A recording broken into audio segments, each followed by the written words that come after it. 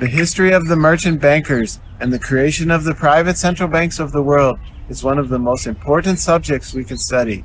The reason is because if a country has a private central bank, then that central bank will control the government rather than the government controlling the bank. Therefore, let us take a look at the history of how all the private central banks in the world was created. Our story begins in the 1500s with a small little country called the Netherlands. This was the birth of the private central banking cartel. Of course, the banking cartels and moneylenders had been operating for hundreds of years before that, but they never had a country of their own where they could make their own rules. In the year 1581, they declared that the Netherlands was an independent country. With this act, known as the Act of Abjuration, the Dutch renounced their allegiance to the King of Spain and decided that they had the right to rule and govern themselves. Basically, this was the bankers' way of saying that they didn't want to pay tax to the king anymore, and neither did they want to follow any of the rules and regulations against money lending imposed by the church. But why were the bankers able to pull off this act of abjuration and create their own country known as the Dutch Republic? There were three primary factors which made this move possible. First was because Spain had lost several rounds of Spanish armadas during the 30 Years' War. One of the largest Spanish armadas was lost in the year 1588, and several other Spanish armadas were lost in the years 1596, 1597, and 1601. Not only were the Spanish losing their battleships, but they were also losing the wealth they had been plundering from other countries due to the Dutch pirates. Of equal importance to their success was the partnership they had made with Fernando de' Medici, the Grand Duke of Tuscany. In 1593, Pope Clement VIII expelled the Jewish people living in the Papal States, and many of them moved to Tuscany, and in particular was the port town of Livorno.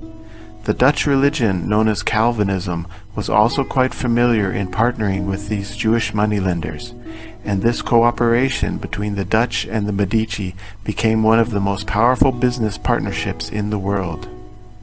And finally, the Dutch made their first successful voyage to Indonesia in 1599 and Japan in 1600, where they could set up colonies and trading posts. With these successes under their belts, the bankers in the Netherlands combined their assets and formed the Dutch East India Company in the year 1602. Soon thereafter, in 1607, they constructed a giant building to house the world's first major stock exchange in Amsterdam. And finally, by the year 1609, they created the world's first central bank in Amsterdam. In theory, this was supposed to be a public bank. However, since most of the population of Amsterdam were wealthy merchant bankers anyway, it was essentially a private bank, since it was pretty much confined to those wealthy stockholders. From that point on, their goal was to spread this system of private central banking to the rest of the world. After the bankers had created their home base in the Netherlands, their next step was to take over England. A takeover of England took place between the year 1620 with the merger of the Dutch East India Company and the British East India Company, and lasted until the year 1694 with the creation of the first private central bank of England.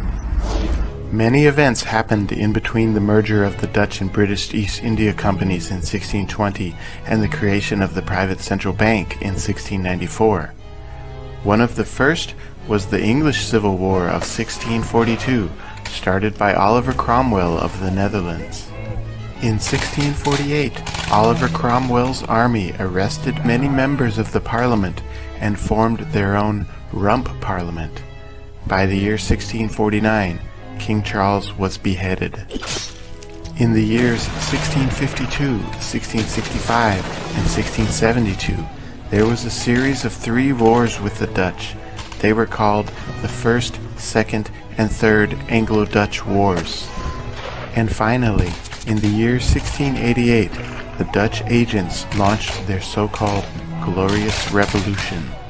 At the end of this glorious revolution, the British king, King James, was removed from the throne, and a Dutch king, William of Orange, was put in his place. With a Dutch king sitting on the throne, the bankers finally got their private central bank of England in 1694. After the bankers had taken over England, their next step was the takeover of France. This began in the year 1695, just 1 year after the creation of the Bank of England, and lasted until the year 1800, with the creation of the private central bank of France.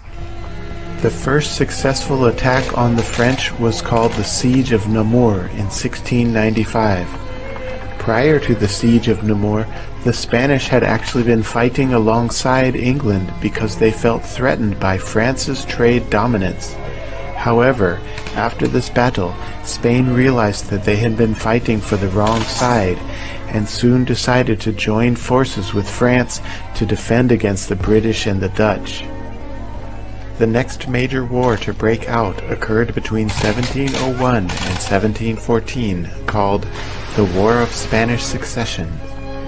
As a result of these wars, Spain lost the Spanish Netherlands, Naples, Milan, Sardinia, Gibraltar, while France lost parts of Belgium and parts of the southern Netherlands. The next major battles were to take place during the War of Austrian Succession between 1740 and 1748. As a result of these wars, Spain did manage to gain a few of its territories back in northern Italy, but France suffered terribly due to a British blockade of its trade ships. All of these wars of Spanish and Austrian succession led to what many historians consider to be the first truly world war, known as the 7 Years' War, fought between 1756 and 1763. The reason why many people consider this the first global war was because when fighting broke out, it included many colonies such as the Americas and the colonies of the Far East. In America, these battles became known as the French and Indian War. As a result of these wars, France lost Canada, some of its Caribbean islands, some territory in the West Indies, some of its territory in India, and all of the land east of the Mississippi in America, while Spain lost the state of Florida and the city of Manila in the Philippines. However, the main result of these wars was that France and Spain lost their positions as the world's global superpowers, and the Grand Alliance, which had formed in 1689 between the Dutch, the British, and the Holy Roman Empire, became the new world's superpower. However, this wasn't enough for the bankers. They wanted a private central bank of France, but it would take a French Revolution to accomplish that. At the end of the 7 Years' War, a new trend came to Paris known as the coffeehouse culture. In these coffee houses, men would meet and discuss ideas about how living under a monarchy was a repressive form of existence, and how a truly independent parliament, which supposedly represented the people, could replace the crown. These ideas became especially powerful once they started circulating around the French Freemasonic lodges. Here it should also be mentioned the importance of the creation of the Illuminati in 1776 leading up to the French Revolution. Of course, most mainstream historians try to underplay the influence that Weishaupt's Illuminati had among the powerful elite, and especially they will deny the connection between Weishaupt's Illuminati and the growing religious movement known as Frankism, but we will cover that subject more in further videos. The age of so-called Enlightenment, which took place in the 17th century England, had finally spread to Paris by the end of the 18th century. The bankers used their control of the media to convince the people that revolution was the only way to go, and this led to the storming of the Bastille in 1789. In the same way that King Charles of England was beheaded in 1649, King Louis XVI was beheaded in 1792. And in the same way that the private central bank of England was created in 1694, the private central bank of France was created in the year 1800. After the bankers had taken over France, their next step was the takeover of Italy. This took place in the year 1802, just 2 years after the creation of the Bank of France, and lasted until the year 1893, with the creation of the private central bank of Italy. In 1796, Napoleon had launched his Italian campaign, and in the year 1802, the first Italian Republic was created. Napoleon would be sitting as the president of this Italian Republic. This lasted until the year 1805, when Napoleon crowned himself as the Emperor of France, and the northern part of Italy became known as the Kingdom of Italy. This Kingdom of Italy lasted from 1805 until 1814, when Napoleon was defeated. But the important thing which happened during this time was that the talk of uniting all of Italy into one giant republic had spread throughout the country. It became an especially popular idea among the Masonic lodges of Italy, which were known as the Carbonari at the time. With the fall of Napoleon and the restoration of the Habsburg monarchy in 1814, Freemasonry was supposedly banned. But rather than just disappearing, they simply went underground and kept on meeting in secret. By the year 1820, these Carbonari Freemasons had gathered together an army powerful enough to cause a riot against King Ferdinand I of Naples. King Ferdinand agreed to temporarily adopt a constitution which recognized a parliament. A second uprising occurred in 1821 against King Charles Felix of Sardinia. However, Habsburg's troops came down to dispel the Carbonari Freemasons. Pope Pius VII issued an excommunication against these Carbonari and captured several of their key leaders, but the movement still went on. The final attempt of these Carbonari to march against the monarchy occurred in 1831 against Rome itself, but again the Habsburg's troops came down and suppressed the movement. The remaining Carbonari took up a new movement under the name of Young Italy, under the leadership of Freemason Giuseppe Mazzini. The Young Italians' first attempt to revolt against the monarchy took place in 1834 in Savory, but several of them were arrested. Between the years 1841, 1843, and 1845, several other insurrections occurred in Sicily, Abruzzi, Tuscany, Lombardy, Venetia, Romagna, and Bologna. But despite these failures of all these insurrections, the movement kept on growing in strength. Finally, in the year 1848, the liberals filled the streets of Rome and assassinated the Pope's Minister of Justice. The Pope himself was forced to flee Rome in disguise. This was the birth of the Roman Republic. While the Pope was in exile, he left a delegation led by an archbishop in order to bargain with the rebels. Napoleon III did not approve of the requests being made of the Pope, so he sent his own troops to disband the Roman Republic in the Siege of Rome, 1849. However, the Pope would not return to Rome until 1850 because he also did not agree with the French requests either. Even after the Pope's return, an uneasy situation existed between the Church and the Italian unification movement, which lasted for another 20 years. Finally, at the start of the Franco-Prussian War, the French troops who were loyal to the Pope were forced to leave Rome, and the Italian unification movement pulled together an army which captured Rome in 1870.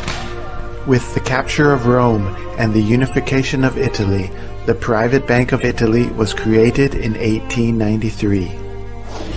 After the bankers had taken over Italy, their next step was the takeover of America.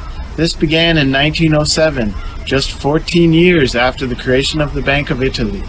With the panic of 1907, the bankers used this as an excuse to create the Federal Reserve Act of 1913.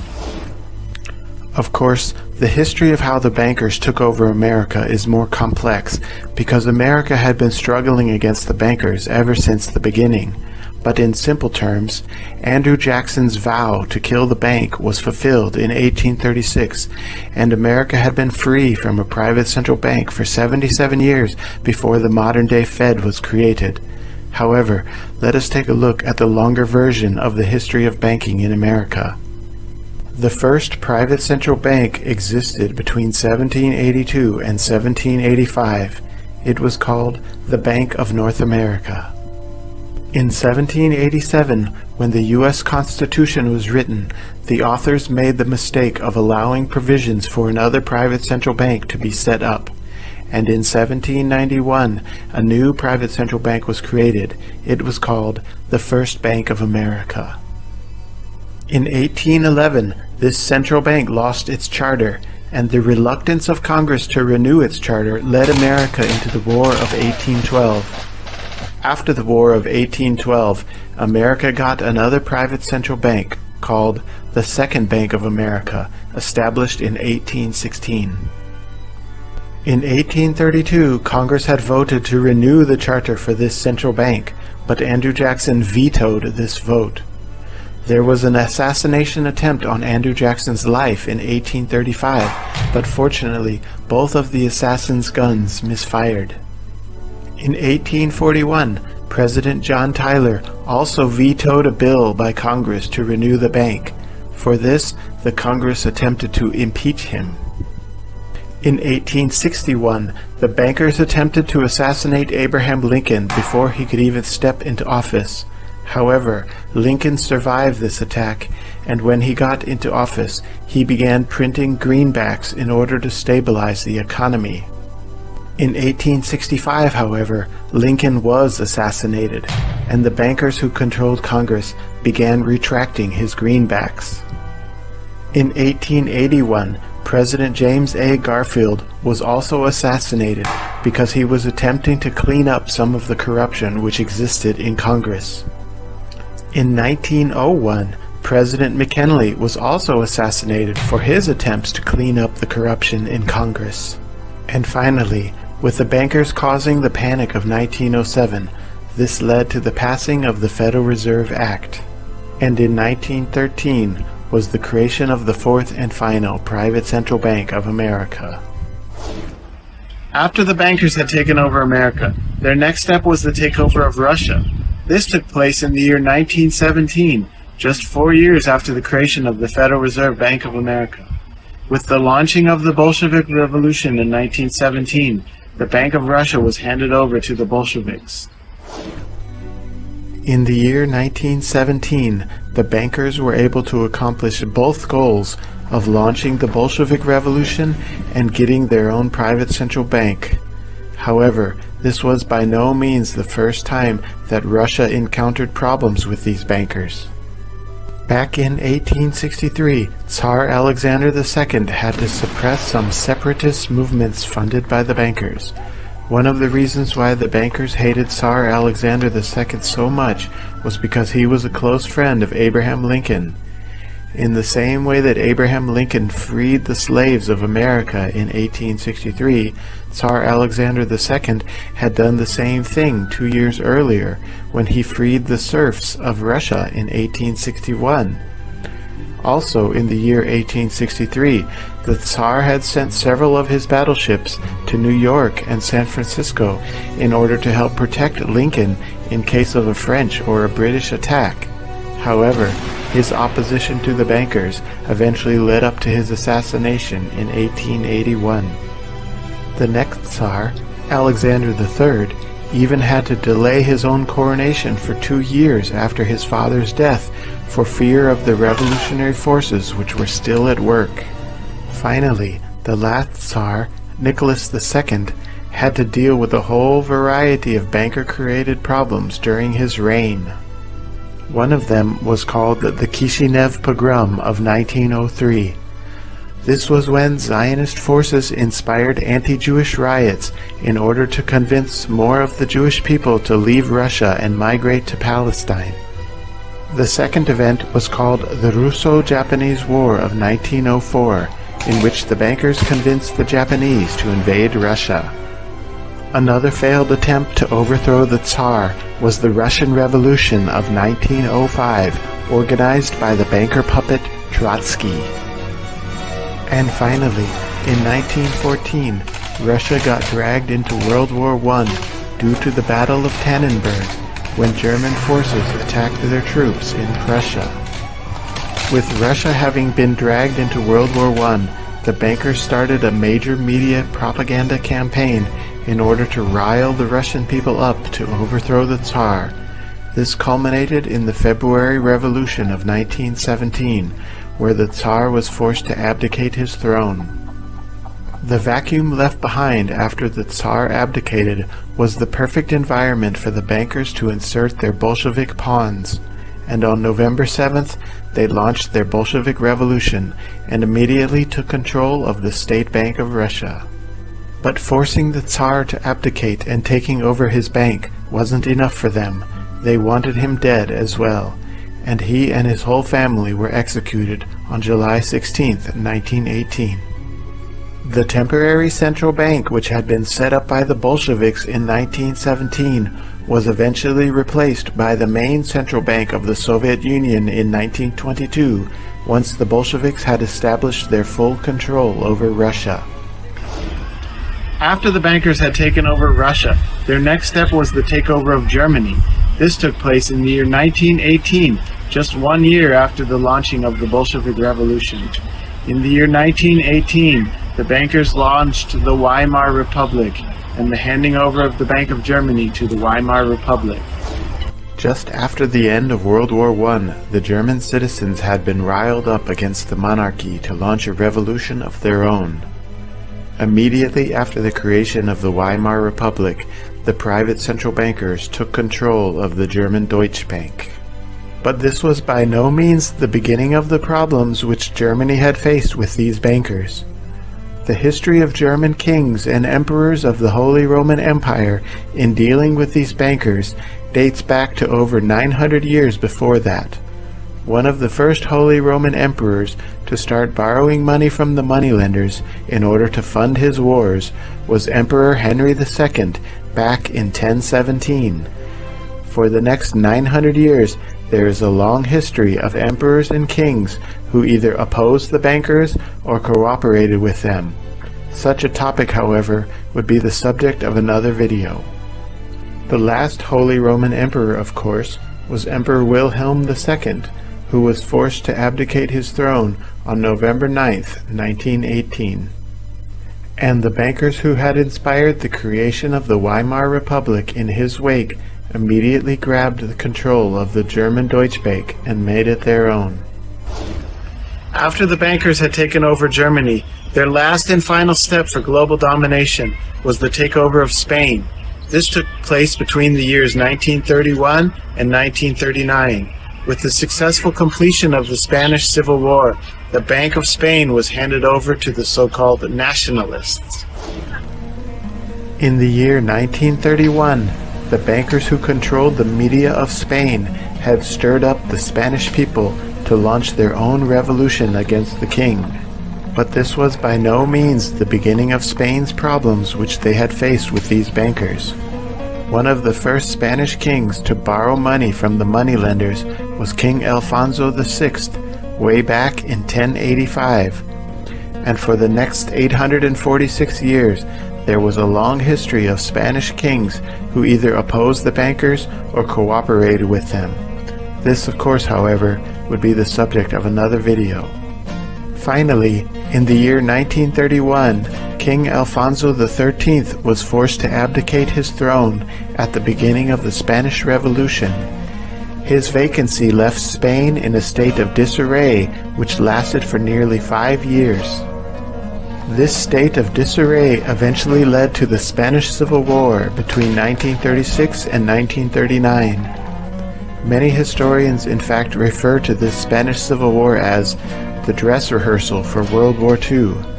The bankers who controlled Germany and Italy were funding the so-called nationalists, while the bankers who controlled the Soviet Union were funding the so-called Republicans.